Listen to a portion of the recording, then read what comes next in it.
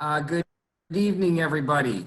My name is Bill Levine from New York, and welcome to this webinar tonight. We'd like to welcome you all to I Really Like You, even though we've never met, how to demonstrate interest without doing away rotations. I'm going to introduce our faculty in a moment.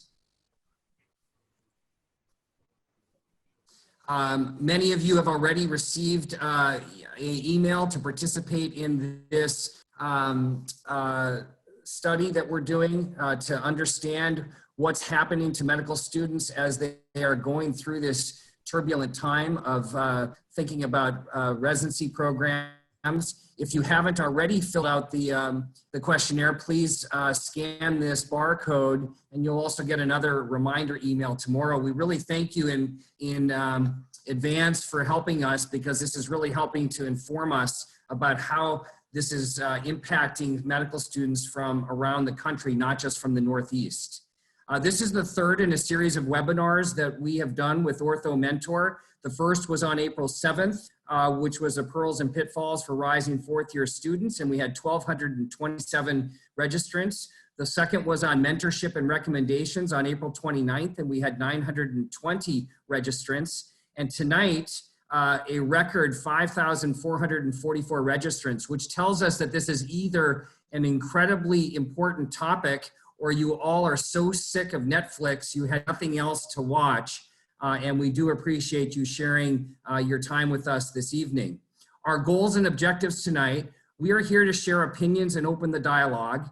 We will not be providing definitive answers due to the fluidity of the current situation, but we do encourage feedback, Q&A, and your views and perspective as we begin this discussion tonight.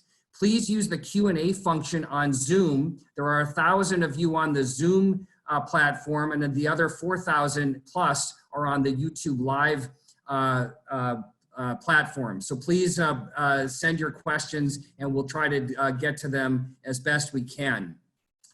Our major goal for all of you students who are out there, as well as mentors, residency directors, faculty, deans, is that this is the year you have to be more proactive than ever before, and we'll go over why that is. And make sure you do engage your local mentors. We're going to provide some mentorship tonight, but you must engage your local mentors to be successful in the match this year.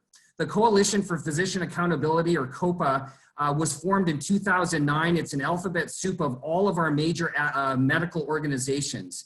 And because of the COVID-19 crisis, they formed a work group to deal with the medical student class U of 2021 and looked at three major issues, some of which we're going to deal with tonight. Recommendation 1, as many of you are now aware, is that there will be no away rotations for the majority of medical students. The only exceptions to that are those from an orphan program where you do not have a residency program, and those where you have an away rotation required for graduation or accreditation requirements.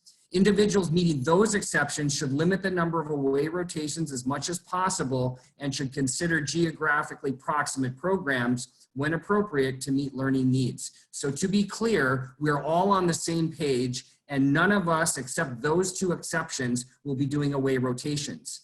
Recommendation 2 are virtual interviews, and the recommendation is that all programs commit to online interviews and virtual visits for all applicants, including local students. These are strong recommendations, and we'll talk more about that as the night goes on. Here's our incredible faculty for this webinar.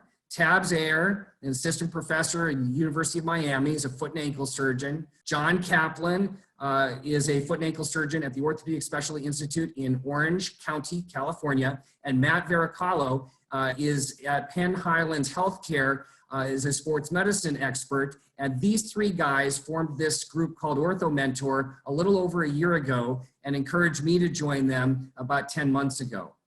Cara Cipriano is an assistant professor at WashU in St. Louis. She is dually trained in oncology and adult recon, and she's the director of medical student education and engagement at WashU.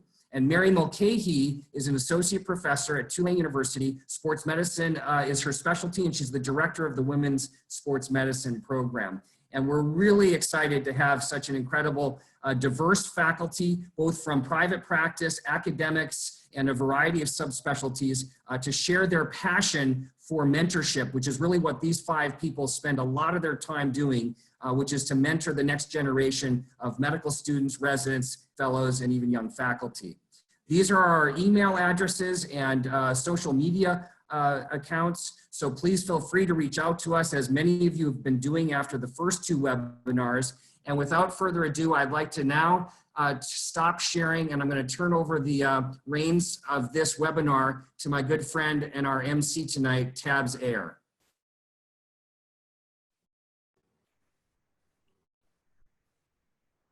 Dr. Levine and esteemed faculty, thank you for the opportunity to join you all tonight. These are really unprecedented times, and I think that the more proactive and the greater the discussion we can all have together and with you as students or faculty, mentors, and also mentees across the country, the better it is for everyone going through this process. We're going to go through a handful of things and get the faculty feedback and perspective on each of them, with sort of an overarching theme of really how students should be engaging programs, followed by a brief sort of Q&A, some of which will be going on, and we'll kind of bring your questions sort of to the table for everyone to discuss, followed by then how to engage with students sort of from a little bit more of a programmatic standpoint, followed by another Q&A as well.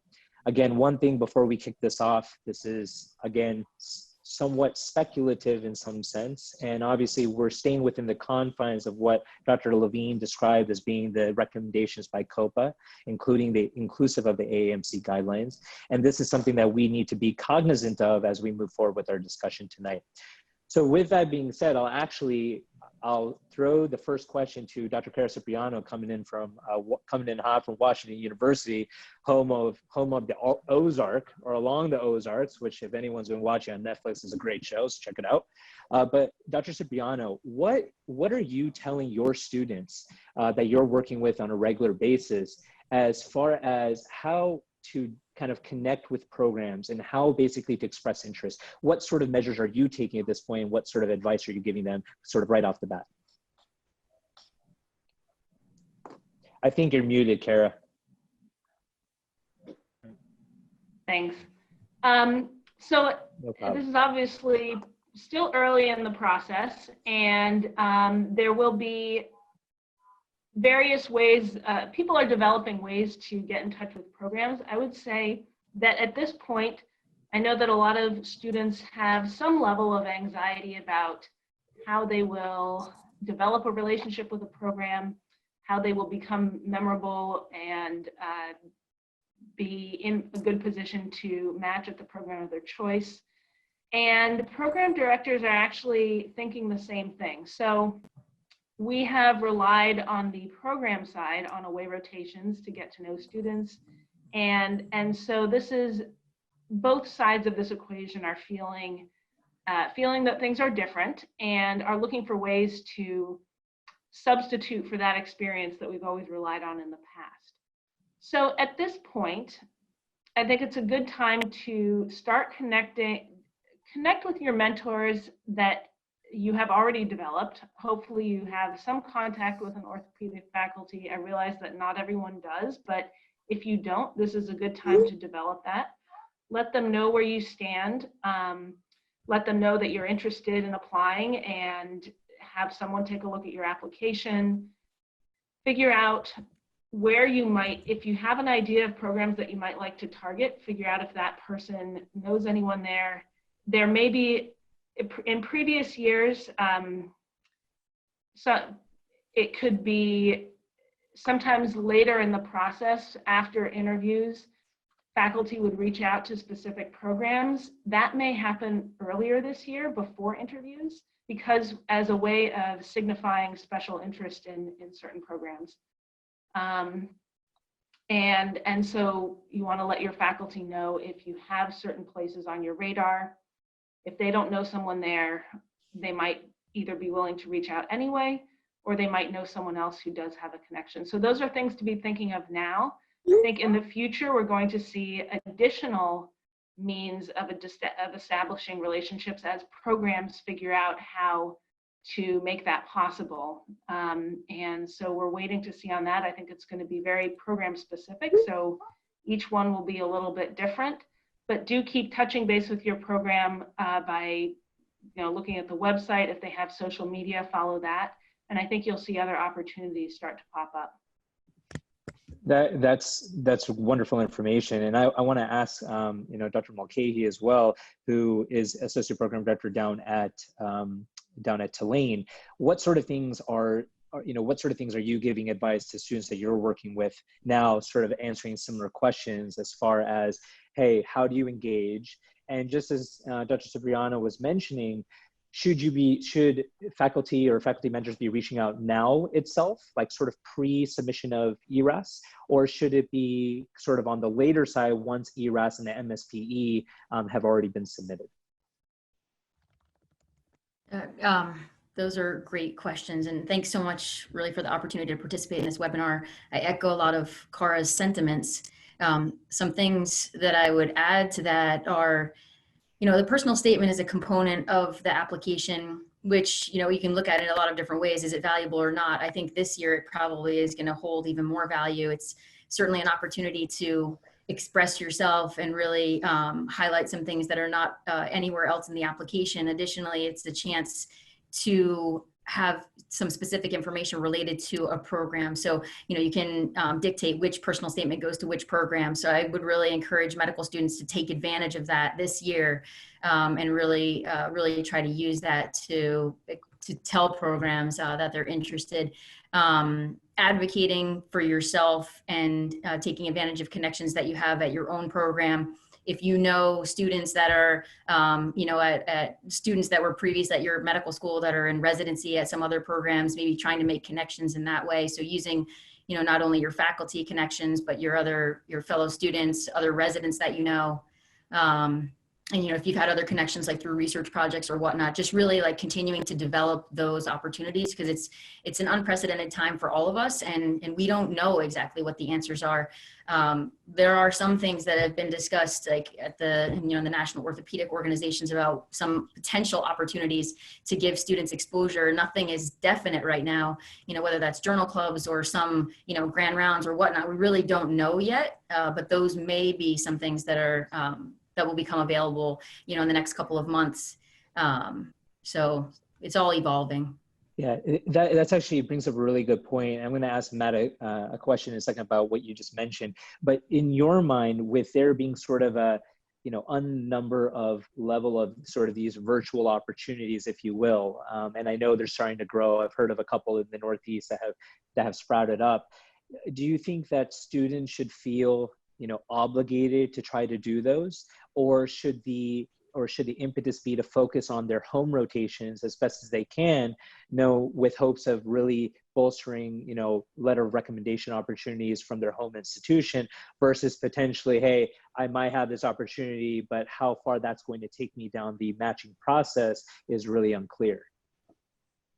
Yeah, so that's an excellent point. And I would say absolutely focus. If you have a home program, you have an orthopedic department there and faculty and residents that you can interact with on a regular basis, absolutely take advantage of that.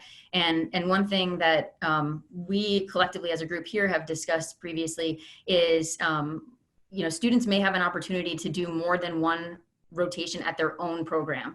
And I think that that's hugely important and something that we would be offering sort of unique this year, because part of, one of the main reasons to rotate is so that you're learning something about orthopedics, right? That you are starting to develop some of the basic skills, which helps you as you go into residency. It helps you, it helps the program. And so we all here and all orthopedic educators are invested in our medical students and want all of you to have a good base going into residency. So absolutely focus on your home program to get the experience, to develop orthopedic knowledge, and to get good letters of recommendation.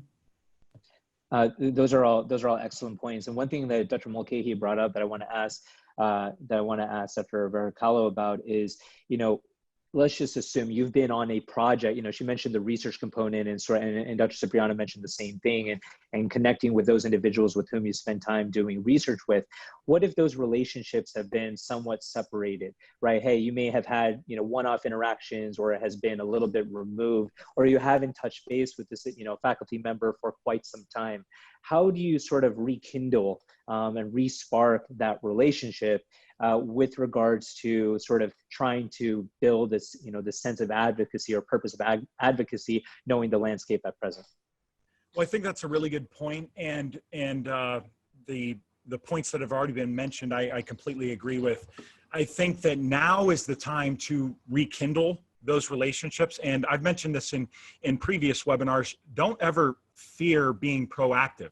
Actually, being proactive right now, you are your best advocate. So if you have somebody that maybe when you were a first-year medical student, you had some experience with, or you did research with, and then 2 years later, you really haven't touched base with them at this point. Right now, you need as many people in your corner as possible. So I've even connected this from, in a previous webinar, I talked about, say you're a student who initially started out in OB-GYN or internal medicine, and you really did a great research project with them. Now at this point, and say maybe you might have fewer orthopedic advocates in your corner, it wouldn't be out of the realm of possibilities. And this gets into thinking outside the box. Rekindle that relationship and see if you can establish some sort of connection. And you never know, because those individuals may have connections at other programs, and all sorts of factors along those lines and kind of outside the box mentality components are really in play this year, because it really is unprecedented times.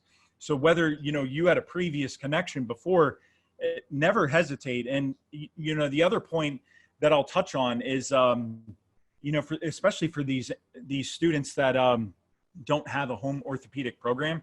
And I know the rotation situation, as Dr. Levine talked about, is a little bit different. But if you have any sort of connection with a community orthopedic surgeon, do your due diligence and look up where they went to residency, where they went to fellowship, and send them an email and ask them if it's possible, or if they would not mind, he or she, reaching out for you and advocating for you, and just saying, I'm interested in this program. I think if you demonstrate that you've done your research and you have an interest in a certain program, if they went to residency or fellowship there, chances are they have some sort of connection there, or at least it's worth asking about that. I think that a lot of times that component is overlooked. So, and certainly in these times, it's definitely worthwhile to venture down those roads less traveled. Hey, Tabs, I'm going to interrupt because... Yeah, go ahead. Tabs? No problem. We've got 5,100 people and 75,000 questions. Can you hear me? Yeah. Sure can. Fire away. John Kaplan, really great questions coming in. Here's a good one. What do you say to a program director when reaching out via email, specifically before the match? Sometimes it feels hard to balance professionalism versus showing interest. Yeah, and I think that's a good question that I would apply to anyone, even beyond a program director, any faculty member. Obviously, you want to find that balance between towing the line of showing interest, but being overeager and overactive. I think the biggest thing is, number one, you have to be genuine, and you have to be professional. So naturally, and I've heard stories, never call them by the first name, reach out, Dr. So-and-so, so Dr. Levine per se. You want to introduce yourself. You want to express not just the fact that you're interested, but you want to make it clear why you might be interested in that program.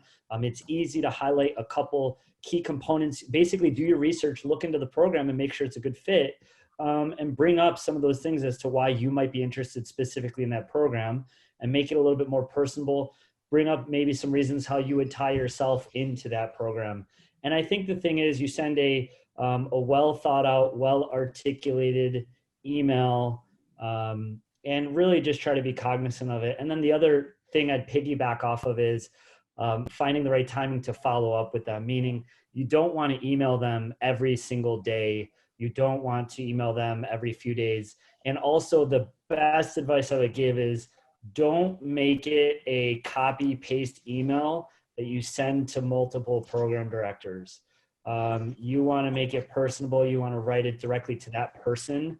I would not pre-write one and then copy paste it. A, because you might forget to change the name, but B, it will be very clear that this was a pre-templated email. So take the time. We all have more time than we planned.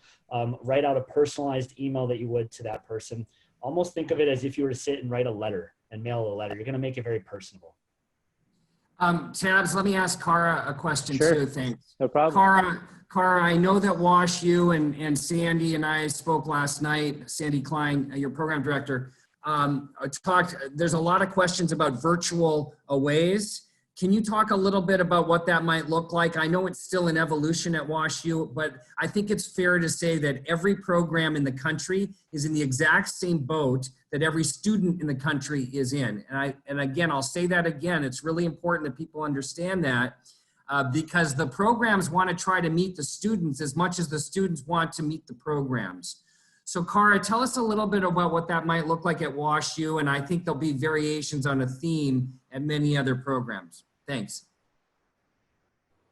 Yeah, we are definitely, it's still in the early phases, but Dr. Klein and our team here has been putting a lot of thought and work into this. We just had a meeting today and she has some great ideas that she's developed. These include everything from social media to virtual participation in small group discussions with residents, various other ways to reach out and connect with students virtually, not just at single time points, but over the length of the interview season.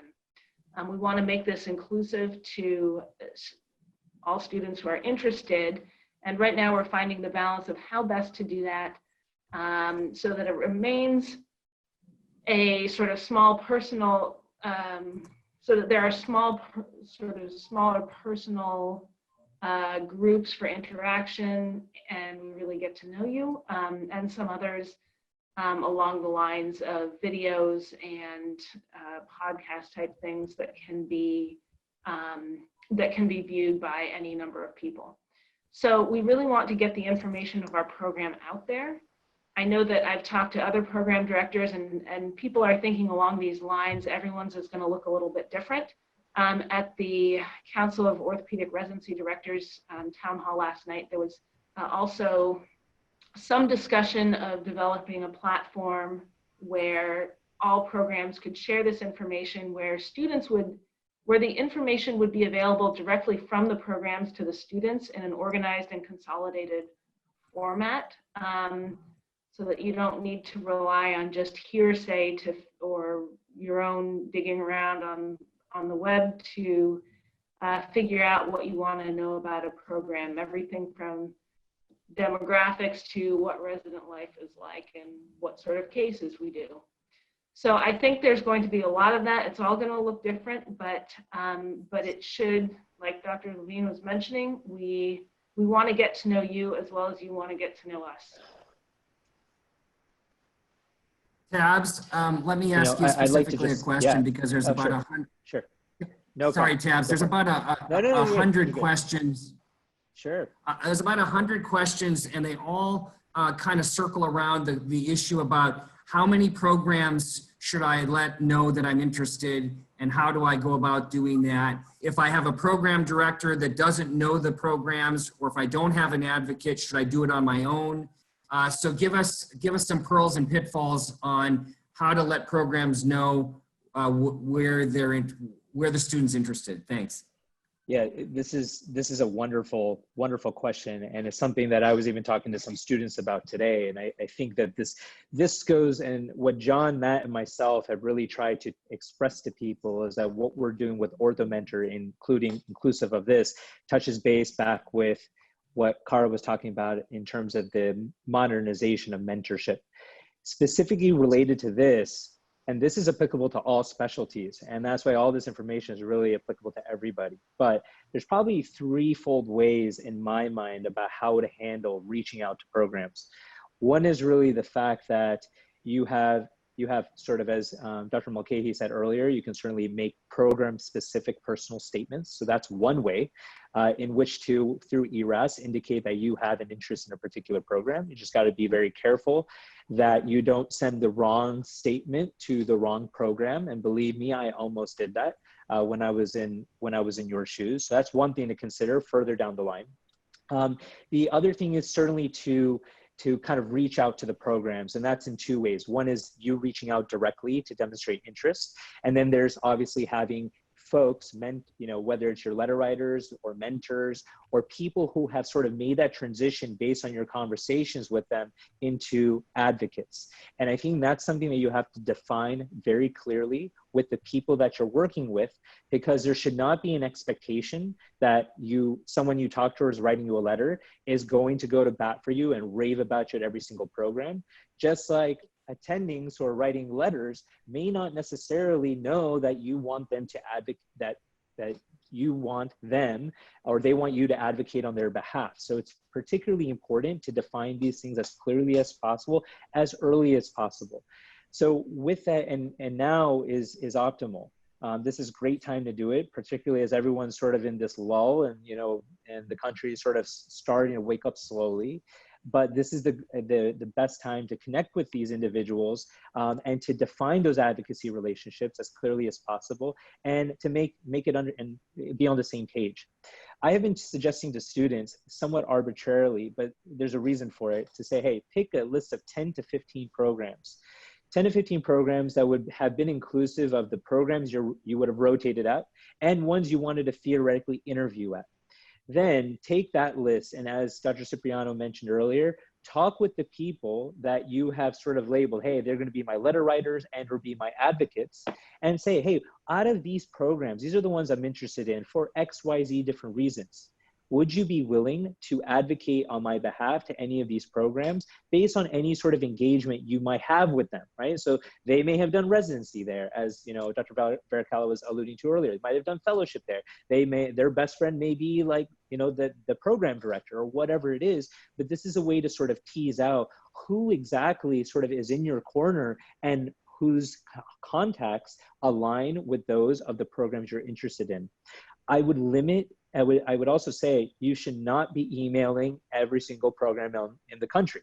It is just not a great idea, and it can actually burn you, believe it or not. So remember, this community is small, and that doesn't matter what specialty you're going for, but it is a small community. So if you take these 10, 15 programs that you sort of say, hey, these are the ones I really love to connect with, then the people you're talking to on the regular can A, help you refine that list, and B, help you identify who you want to contact specifically.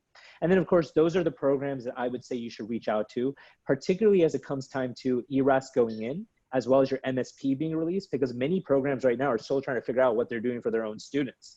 So even though there may be, and Dr. Cipriano brought up a great point, hey, maybe it's better to do it earlier. You may also, some students have said, oh, I reached out to Miami, but I never heard anything. I'm like, well, because right now we're, including myself, are trying to figure out what we're going to do with our rising fourth year cohort and exactly what's going to happen to all of them. So you have to think of, hey, when are the programs really going to focus on you? And with that in mind, I think those are sort of the ways in which I am sort of delineating to students now how best to connect and the numbers to connect and the best modalities of doing so. Thanks, Tabs. And that's really my spiel, Dr. great Levine. advice. No problem. I appreciate it. And just to summarize again, most of you, if not all of you, already had chosen 3 places that were going to be your places that you either did apply or were going to apply for away sub-Is. So those 3 programs plus your home program, for those of you who have a home program, are 4 places that you can easily say, write an email and say, dear Dr. Cipriano, I had planned on doing an away rotation at WashU. I'm really interested. And WashU is then going to do something for all of those students who are already planning on doing an away rotation. There will be other students that might be interested because of the geography or because of other reasons, and we'll have to go down your list about figuring out how to do that. Now, I'm going to ask a question for Mary. One of the questions that came up is, you know, if I'm a student at Tulane and there are 12 of us applying in ortho this year, how in God's name am I going to have mentors advocate for me if there are 11 other students from Tulane? I asked you the hardest question. So that is an excellent question. I think that issue, though, can be somewhat challenging even in a normal year. So I think in part meeting with the other students, you know, your classmates, and having a discussion about really where are everyone's priorities, like what's your tie to the Northeast or to the South or to the West, like where really is your passion, where's your heart, where do you want to be, and deciding how you guys want to focus your efforts. So that's the first step. And then after that, then going to the faculty at your home institution and saying, like, look, I'm from the Northeast. I'm really interested in Brown. I know you did your residency at Brown. Can you please reach out? So I think it's kind of a stepwise process, but just be honest with your classmates. That's the best place. Yeah, I would just add to that, you know, you guys know me from those of you who've seen any of the other webinars, you know that one of the biggest keys is you need to know where you stand relative to your same school peers. And this year more than ever, you absolutely need to. So if your school won't tell you, they have to this year, because you can't all go to the same places. You couldn't do that before when we had sub-Is, and you certainly can't do it this year. So if I'm number 12 of 12, but I still am a student where that program says, yes, you can match, but you're going to have to focus on this group of 10 or 15 or 20 programs, but those are different than the other ones from the top tier from my school, then that's okay.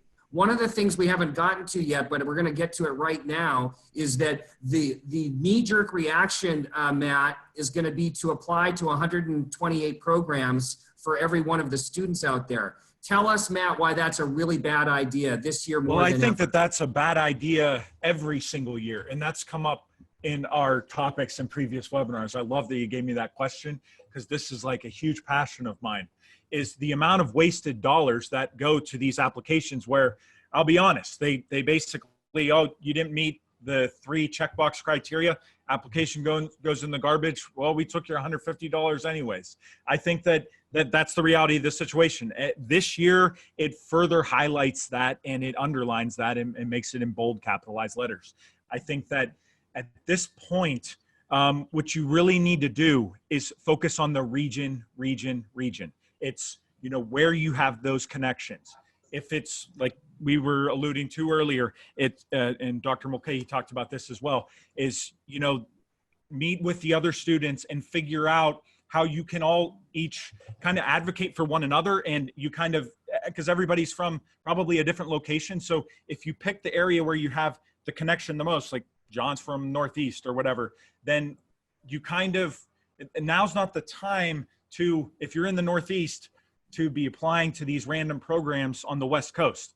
I always say that, you know, a lot of times that's wasted dollars any other year, and this year more so. I think that this is actually a byproduct of this COVID pandemic, is going to be that in many ways that whole application process gets a little revamped in terms of that, like the shotgun approach. Thanks, Can I Matt. add one thing to that? Just a quick point from the Cord Town Hall last night. One thing we discussed is encouraging, now this cannot be mandated, but encouraging students to limit the number of programs they apply to, as Matt was saying, but really kind of even giving specific numbers for students that are very competitive, really considering applying to no more than 40 programs. And for students who maybe are a little bit more concerned, depending on your specialty or whatnot, and looking at step 1 score, et cetera, you know, maybe upping that a little bit between 40 and 60. But this is it's a very serious concern this year, and something you need to take into account, not only for yourself, but for everybody, because programs are going to be inundated if everybody's applying to 120 programs. I think the other interesting part with that is that you look at, I was a medical student at Penn State, so we had a pretty sophisticated, we weren't on the level of Columbia in terms of the mentorship engagement and everything. And they really have it down to a science where, you know, they're going to tell you the 15 to 20 programs you apply to. Everybody at my school, it was 80 to 120. And if the person next to you in the seat next to you was applying to 100 and you applied to 90, you're like, oh man, I got to find 10 more programs. And it's dollars down the drain. So I really think that the silver lining with this is, in many ways, this process is going to get reworked for the better. I hope, at least. Tabs, just, you want to quickly, Yes. Tabs? Yes. Just quickly address the issue of what happens when you start to apply to more programs, and does that help you or not? Yeah, so what ends up happening is that if you are, if you're quote unquote in the top tier and you're applying and you apply to 100 programs, and versus other applicants from the same class, or maybe the quote unquote bottom tier, as delineated by whatever metrics you want to use, the folks in the bottom tier may get ultimately obviated from interview positions. So your ability, the person who's sort of at the top level will get the invites, consume them, and we'll try to figure out whatever dates, but then that leaves the rest of your classmates, and this is probably the most applicable where you have high volumes of students applying. It leaves the folks who are in the lower tier with pretty much nothing. And so it really becomes detrimental in at least that way. One thing I want to say additionally, kind of in light of everything that's been brought up, is the fact that this is the time more than ever that you have to be super strategic. As an example, and shout out to all the Miami kids watching, we've got 18 applying this year. God bless you.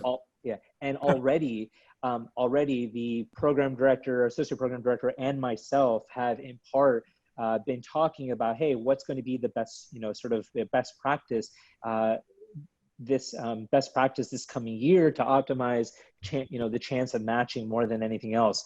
And I think that strategy, along with, hey, not necessarily applying to every single program under the sun, is going to be particularly important this year. And you also have to remember, normally the average to sort of get your 12 interviews, that's actually been shown in a recent article actually by Antonia Chen and Josh Pat, to be about 60. So 58, 59. So really going beyond that is really not that necessary, for one. And for two, ERAS discourages it by charging you more and more for every layer, every 10, 15 programs. So, if you're trying to save your money from aways and everything this year, you also just want to be strategic about, hey, depending on your app, where should you be applying to, just to optimize your chances, and a coordinated effort, particularly, again, with your classmates, but also under the guidance of the faculty at your school, just to optimize your chances without doing the sort of Hail Mary approach of applying to every program under the sun. I think that this is also kind of a call to arms for the faculty and the mentors to step up and give students really constructive feedback. They need to be positive and negative, and they need to sit with students. I'm sure, Tabs, you and your colleagues have sat with these students and told them where they rank and what their likelihood is, and they need that guidance. And so for any mentors that are on here, this is your opportunity to step up and be that leader for the students. And for the students, my best advice is try to identify someone either at your program or someone you're connected to who will give you honest opinions and honest feedback, because that is really going to be one of the most helpful things. So guys, I've one of the students has called me out and said that it's completely naive to think that they're not going to all want to apply to 100 programs. I'm going to put this in a different way. I think you've heard some great reasons why not to do that. But if you think about this, if you understand how competitive you are based on your overall portfolio, which we're encouraging you to find out from your local mentors, you can certainly reach out to any of the people on this webinar tonight, because we've been reviewing applications and portfolios for the last couple of months. But start with your local mentors.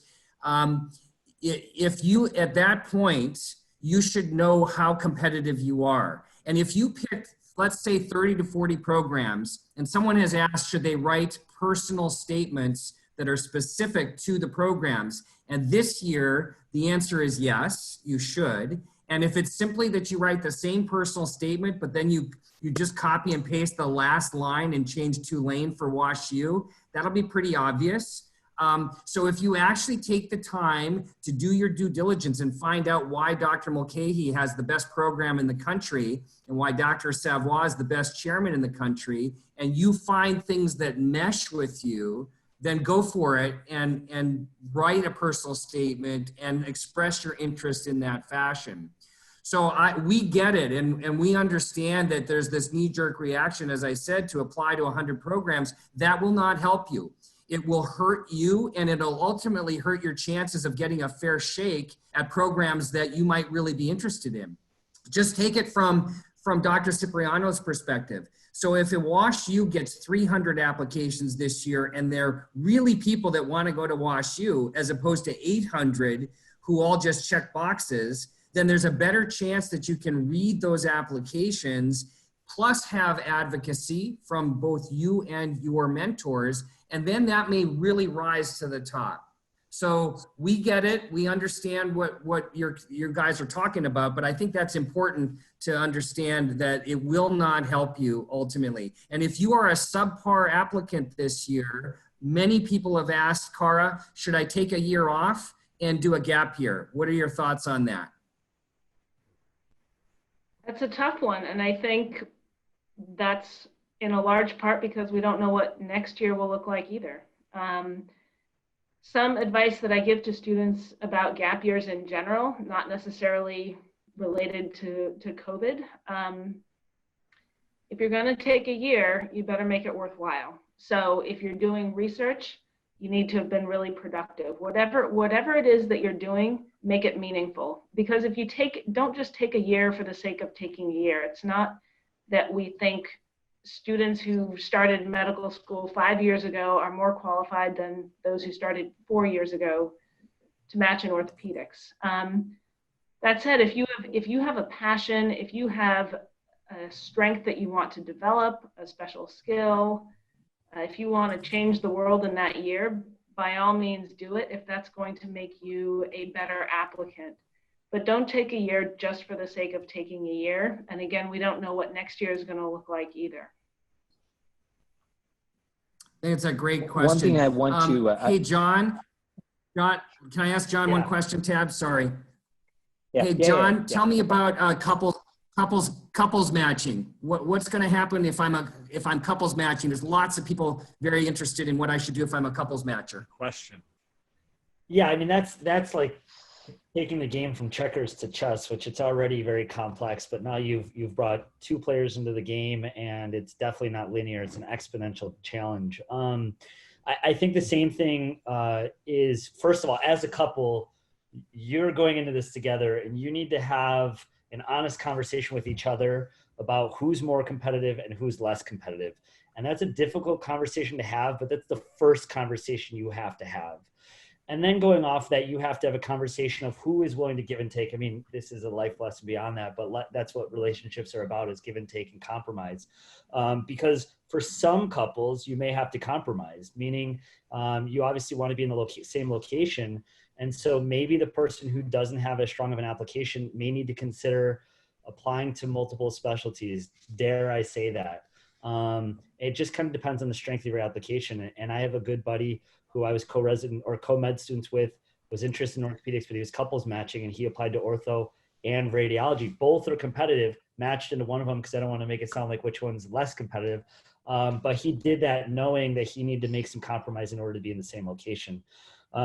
Same thing goes back to my previous comment, is you need to make sure you check with mentors and find out how competitive your application is and how it compares across the board. Because I think the worst thing you can do is, not only as an individual applicant, go into this blindly, but especially as a couple, if you need to be in the same location, you need to have a good understanding of what programs are in those locations, what is your strength, and then you need to kind of divide and conquer. Beyond that, I think that I would also express that in your interest to programs. You're probably not going to match into the same program, but let's say for me, I'm in Southern California, you're looking to go to Los Angeles. When you reach out to USC and UCLA and UCI and Loma Linda and so on, show them why you're dedicated to going to Los Angeles. We're couples matching. We're both interested in being here. We're both committed in being here for the long haul. So I think that's my best advice, though, is you have to have a good understanding of the strength of your application, and you have to look at whoever the weaker person is, no offense. You need to come up with some other concessions or compromise or other strategic plan of attack to ensure that you're both competitive. John, I'll just add one thing to that. Tabs, I'm going to give you 1 second. I'm sorry. Sure. The only thing I would add to that, John, I'm going to say that you have to know if I see a couples match early on and I get a call from the OBGYN program director because they're really interested in the other partner, that communication is critical, again, more now than ever. So if you know that you're interested in Penn State and you call the Penn State and you want your program director to call ortho, but your partner's going into OBGYN, that has to be a dual pathway conversation early on, because if the other person's a little stronger and they're very likely to get an interview and you're pretty strong, but maybe you might not make the cut, that pull from the other program may elevate your application in the couples match. So you gotta have a lot of very transparent conversation between the two applicants and both program directors, and then where they're interested in. Tabs, please take it away, and I'm so sorry. No, you're fine. John, you wanted to say something and follow up real quick? No, I was just going to say I agree wholeheartedly that it's the communication factor, and you need to make it clear where you're going, that your couple's matching, so that they really advocate on your behalf. There are a couple of overarching themes that are being highlighted here, and I think that that's really important because there's been some, I think in the chat box, some question, oh, hey, maybe from the programs or the overarching organizations should limit the number of applications being submitted and so on.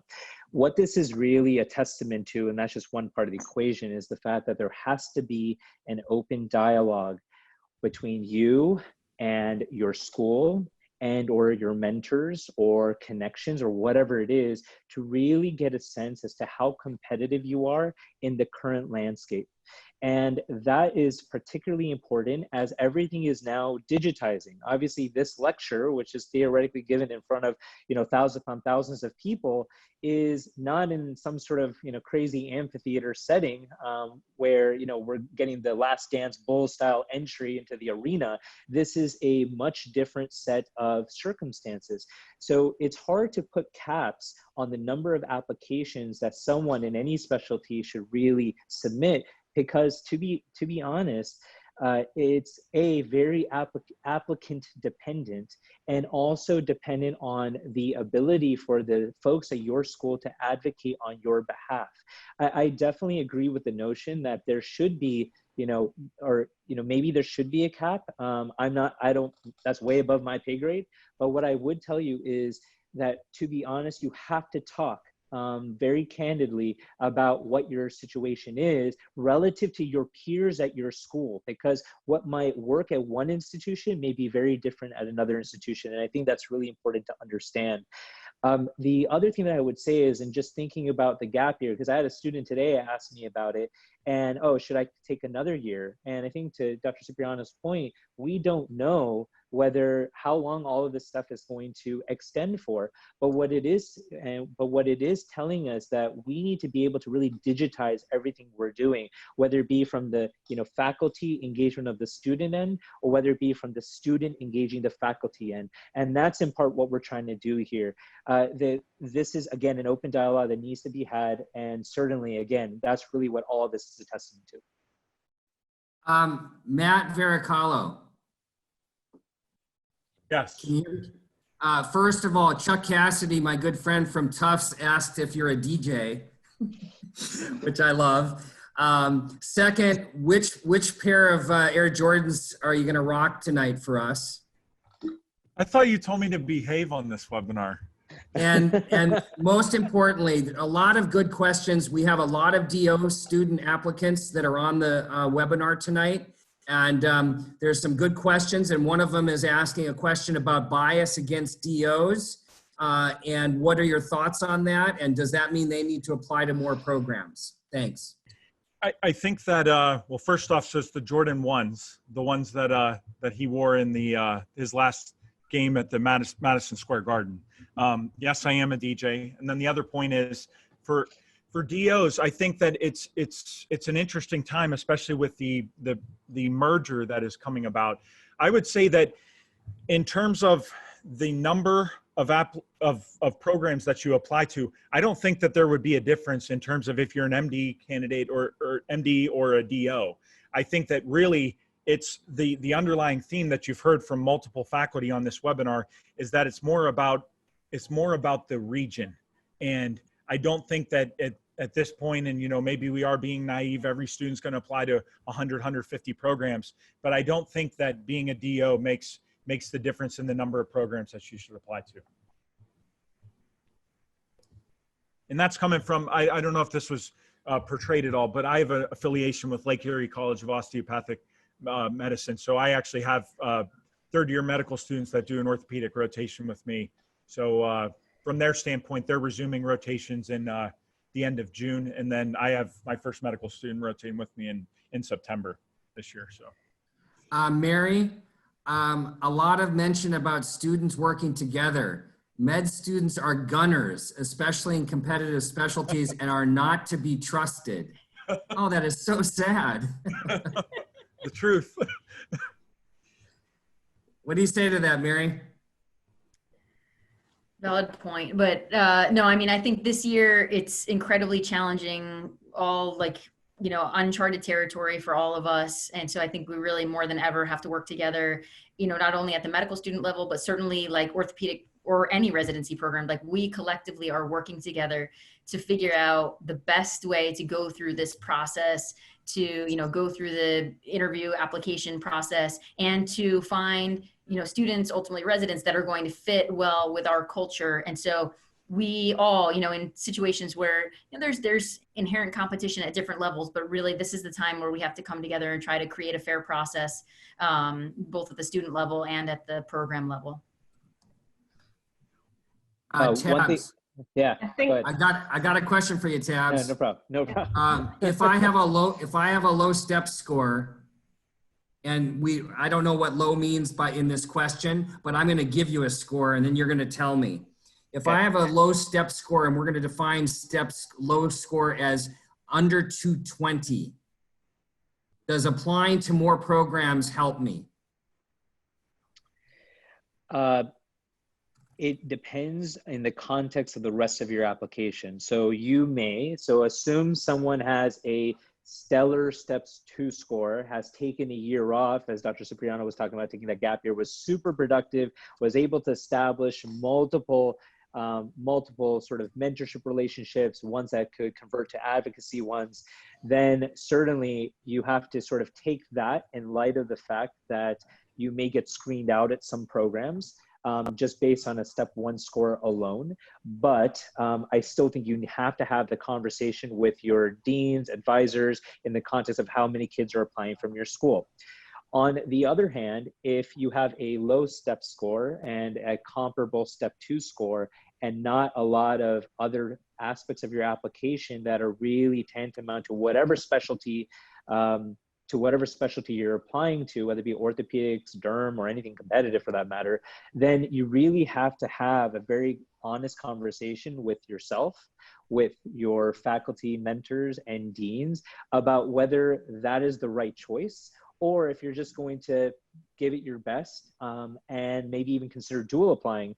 And that, I think, is something that's really worthwhile. I've had this conversation with many students, several of whom even recently asked me, hey, is it worth going after not matching? This is my 4th, 5th, however many matches deep, and I just haven't been able to, make it work. So what do I do now? And I think you have to have that honest question with yourself, whether A, is it still worth it? And B, is it worth dual applying, so you can find your passion elsewhere? I think one thing that I would like to share with every student that's listening, you are going to be a physician no matter what. Whether it's exactly the route that you take to help people, may not be the exact route. We all take detours, but at the end of the day, you're going to be able to help people in some way, shape, or form. Find your passion no matter what that is as much as you can and go after it. But if it's not exactly what you wanted off the bat, that's fine. You've still accomplished so much in your life. And I think it's also really important to have these honest dialogues too. Thanks. Hey, Cara. Cara, can I ask you a specific question that keeps coming up? Mm-hmm. I'm a WashU student, and while I love WashU, and I would love to stay at WashU, my first choice is really to go to University of Miami because I love Tab's hair. Okay, So how do I navigate that? And do I have to worry if I'm a medical student at WashU and I'm asking you to help support me to maybe go to University of Miami? Does that hurt my chances with maybe matching at WashU? How do I navigate that? Thanks. I would say be honest. I mean, we actually love it when, there's a student who comes to us and is just really upfront about where they want to end up. It really helps us. Our number one interest is to help people get where they want to be. And the more we understand that, the more effective we can be in helping them get there. It's that simple. So I think that we appreciate the honesty. And then just, to add to a couple things that people have mentioned that I am in complete agreement with. Gunners never win long term. You'd be surprised how that will come back to bite you at some point.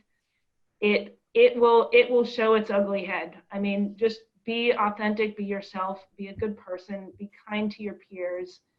And it tends to, you may think you're anonymous, you may think programs don't know who you are, but how you really behave will ultimately shine through at some point. And then lastly, one thing that I saw come up in the chat, there's questions about fairness of the process, whether students without home programs will be disadvantaged, et cetera. From the CORD meeting last night, I think the resounding theme that kept coming up is equity and fairness, and everyone is really, really committed, deeply committed to doing the very best we can to give everyone the chance that they deserve to see and be seen, and to come up with solutions for people who may not have, whether it's because of geographic areas that have been hit harder by COVID, or not having a home program, or being DOs, that everyone is thinking. A lot of very sharp people are putting a lot of thought into making this an equitable process. Thanks very much, Cara. John Kaplan, final word. I'm going to go around to everyone else. John Kaplan, you get 1 minute. Give us your final thought, please. I think number one, just keep in mind that everyone's in this together. Number two, this is a great opportunity for you to be a tremendous peer. So if you have a strong application, consider your other co-students, and you just rely on your mentors and really network and connect with them now, and be genuine. Matt Varichello. So be proactive, be your best advocate. And I kept trying to jump in and give this point as well. And since you gave me a minute, I'm going to go off a little bit. So I suggest tips and tricks to degunning the medical student body. If you really don't trust your peers, and I get it, I was there at one point, and we all were, you could have these meetings, these joint discussions with your student body in the presence of advisors, faculty. Do that. That's a way to degun the process. And it's, you can be like, oh yeah, everybody's in the same process together. Well, chances are, Josh, 2 seats over from you, is going to try to undermine you. I understand the reality of the situation. So that's how you offset that, is you bring in somebody that is a mentor or an advisor or chairman, program director, whatever. Figure out a way to do that, and that will offset the gunning mentality as best you can. Thank you. Mary Mulcahy. Yeah, I echo a lot of things that have already been said, but just use the resources that are there, take advantage of what's at your institution or in your community. And I think, good things come out of a bad situation, and that we're all learning things. And some of these things we learn actually will probably stay with us as we move forward. Tabs Air gets the last word. I'm honored. I really am. First off, thank you all for hanging out with us tonight. We really appreciate it. It is definitely something that's an honor for us to try to help and try to spread some wisdom more than anything else. One thing that I do want to echo, and I think you've heard this a lot, is and what Dr. Cipriano was in part saying, we are trying to level the playing field here. If you don't have home programs, reach out to us, whether you're derm, whether you're any other specialty and you just need some feedback, doesn't matter, reach out to us. Whether it's on the Instagram page at OrthoMentor, whether it's the email that we gave earlier, advice@orthomentor@gmail, whether it's any one of us, reach out so we can try to give you at least a little bit of guidance and a little bit of perspective on how best to handle all of these different kinds of scenarios that are out there. No webinar can amount to everything that you as an individualized applicant needs. It has to be done on an individual basis and personalized basis as much as possible. And this is particularly important as we attempt to modernize mentorship. So that's one of the most important things I want y'all to take away, is that we are here to do our level best to help you and help you in as much of a way as possible. I know Dr. Levy, myself, Matt, and John, over even just the last few weeks, and Dr. Mulcahy and Dr. Cipriano, have been talking to students all over the place, from all over the place. And I think it's particularly important that we continue to do that. So know that you can reach out to us and talk to us specifically. So thank you and have a great night, everybody. So finally, thank you to all of you. And thanks to these amazing faculty who gave up their some time tonight away from their family to share their passion. As I said early on, these folks are incredibly passionate about their commitment to mentorship. You can see it, you can hear it, they live it, they breathe it. And so the fact that 5,100 of you came on tonight to learn about this from them is says a lot. So thank you, everybody. Good luck in the process. Final word is we're all in the same boat together. Everybody's in on this together. So thanks very much, everybody. Have a great night. Stay safe and be healthy.